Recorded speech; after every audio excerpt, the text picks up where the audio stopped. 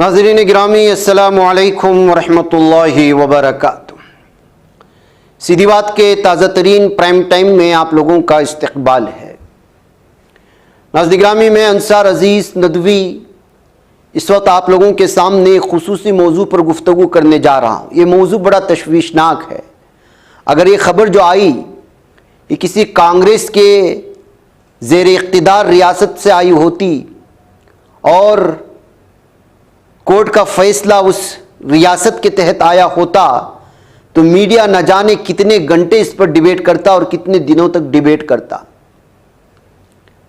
لیکن یہ معاملہ چونکہ یو پی سے ہے اور یو پی کو اس وقت فیک فرضی انکاؤنٹر کے سلسلے میں بڑے پیمانے پر دیکھا جا رہا ہے، تو یہ خبر جو آئی سال 2023 کے سرکاری اعداد و شمار کے مطابق، تو اس رپورٹ کو دبا دیا گیا یا پھر جو ہے وقف بل ترمیمی بل کے بحث کرتے کرتے میڈیا نے اس کو ضروری نہیں سمجھا۔ ایسی ایک عنوان آپ کے سامنے لے کر کے آیا ہوں کہ اتر پردیش کے گوتم بدھ نگر میں جیور تھانے کی پولیس پر الزام ہے کہ انہوں نے متھرا کے رہنے والے بی ٹیک کے ایک طالب علم کو فرضی انکاؤنٹر میں پیر میں گولی ماری اور بجلی کے جھٹکے دے کر بہت زیادہ ٹارچر کیا۔ اس معاملے میں جب متاثرہ نے عدالت میں مقدمہ درج کیا تو عدالت کے حکم پر جیور تھانے کے سابق S H O Anjani Kumar سمیت 12 پولیس اہلکاروں کے خلاف مقدمہ درج کیا گیا۔ پولیس پر طالب علم کے والد ترون گوتم سے 1 لاکھ روپے رشوت لینے اور جان سے مارنے کی دھمکی دینے کا بھی الزام ہے۔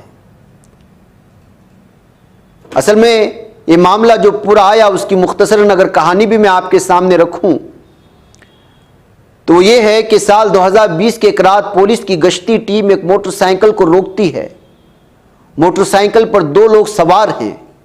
پولیس انہیں رکنے کا اشارہ دینے کے لیے ٹارچ کا استعمال کرتی ہے، لیکن موٹر سائیکل نہیں رکتی اور تیزی سے آگے بڑھ جاتی ہے۔ پولیس ان کا پیچھا کرتی ہے۔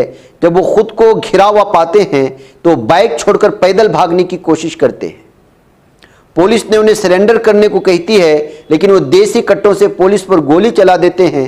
پولیس بال بچ جاتی ہے اور اپنے دفاع میں دونوں کو ان کی ٹانگوں میں گولی مار دیتی ہے۔ پولیس نے ان سے دیسی کٹے اور چوری کا سامان برآمد کرتی ہے۔ ملزمان کے خلاف پولیس پر جان لیوا حملے کا مقدمہ درج کر کے انہیں جیل بھیجا جاتا ہے۔ یہ ہمیشہ کی طرح ایک پولیس کی کہانی ہے۔ جب کبھی بھی پولیس انکاؤنٹر کرتی ہے تو اسی طرح کی کہانی بناتی ہے، لیکن اس بار یہ کہانی ٹک نہیں پائی اور عدالت میں ثابت ہو گیا کہ انکاؤنٹر فرضی تھا۔ کانپور پولیس کے مبینہ انکاؤنٹر میں 2 افراد کو ٹانگوں میں گولی مارنے کے تقریباً 5 سال بعد مقامی عدالت نے پایا کہ جو غیر قانونی ہتھیار پولیس نے ان سے برآمد کرنے کا دعویٰ کیا تھا وہ دراصل پولیس مال خانے شواہد کو رکھنے کی جگہ سے نکالا گیا تھا۔ یہ ہتھیار 2007 کے ایک معاملے کا تھا۔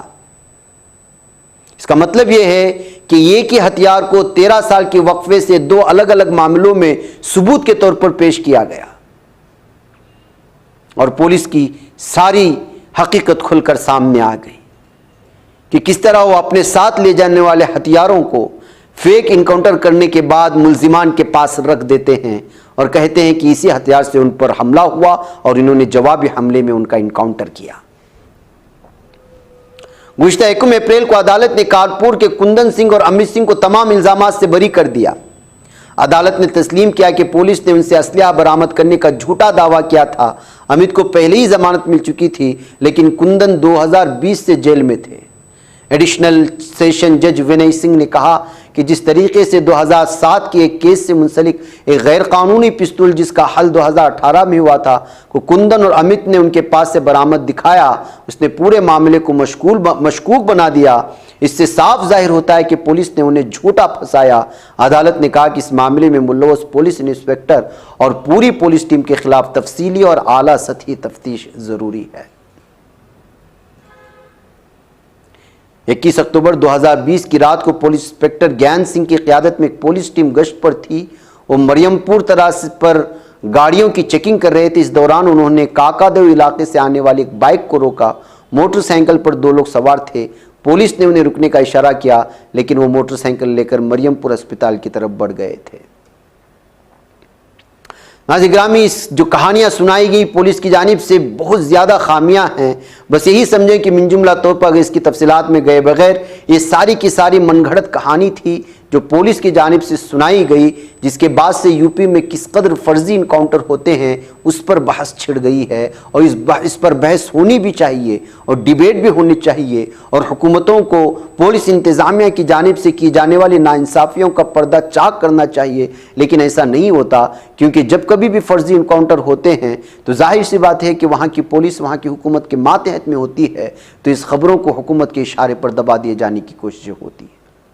साल 2023 के जारी करदा आदाद शुमार पर अगर यकीन किया जाए तो यूपी पुलिस ने 6 सालों के अंदर 10,000 से ज़्यादा इनकाउंटर किए हैं, जिनमें से ज़्यादातर फर्जी हैं। मरकज़ी हुकूमत की जानिब से जारी करदा आदाद शुमार के मुताबिक साल 2017 से लेकर 2022 तक मुल्क में कुल 655 फर्जी इनकाउंटर हुए, जिनमें से 117 तो सिर्फ उत्तर प्रदेश में हुए। हालांकि इन फर्जी इनकाउंटर में मुलव्वस कितने पुलिस एहलकारों को सज़ा मिली है इसके आदाद शुमार अब तक सामने नहीं आए। साल 2006 में ईटा में एक फर्जी इनकाउंटर हुआ था, जिसमें गाजियाबाद की सीबीआई अदालत ने 9 पुलिस वालों को कसूरवार ठहराया था। इनमें से 5 पुलिस एहलकारों को उम्र कैद की सज़ा सुनाई गई, जबकि 4 पुलिस एहलकारों को 5 साल कैद की सज़ा। साल 2009 में देहरादून में मुलाजिमत के लिए आए एक नौजवान का फर्जी इनकाउंटर हुआ था। इस मामले में 17 पुलिस एहलकारों को जेल भेज दिया गया। 1998 में बिहार के पूर्णिया में भी एक फर्जी इनकाउंटर मामले में उम्र कैद की सज़ा पुलिस को सुनाई गई है।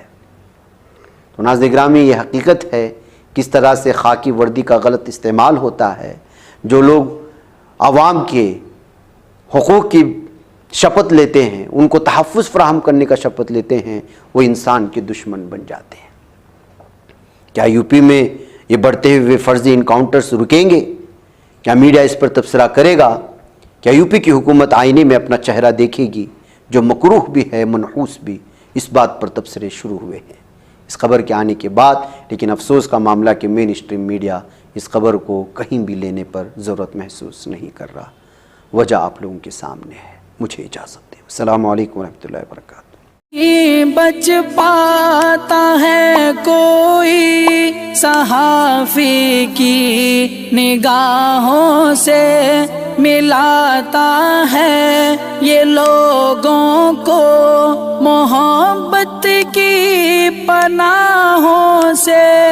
करम और दर्द मंदी का है एक संसार सीधी बात। अज़ीमत जुर्अतो हिम्मत का है इज़हार सीधी बात। अज़ीमत जुर्अतो हिम्मत का है इज़हार सीधी बात। ये चैनल हक निगर बनकर कुचल देता है फितनों को।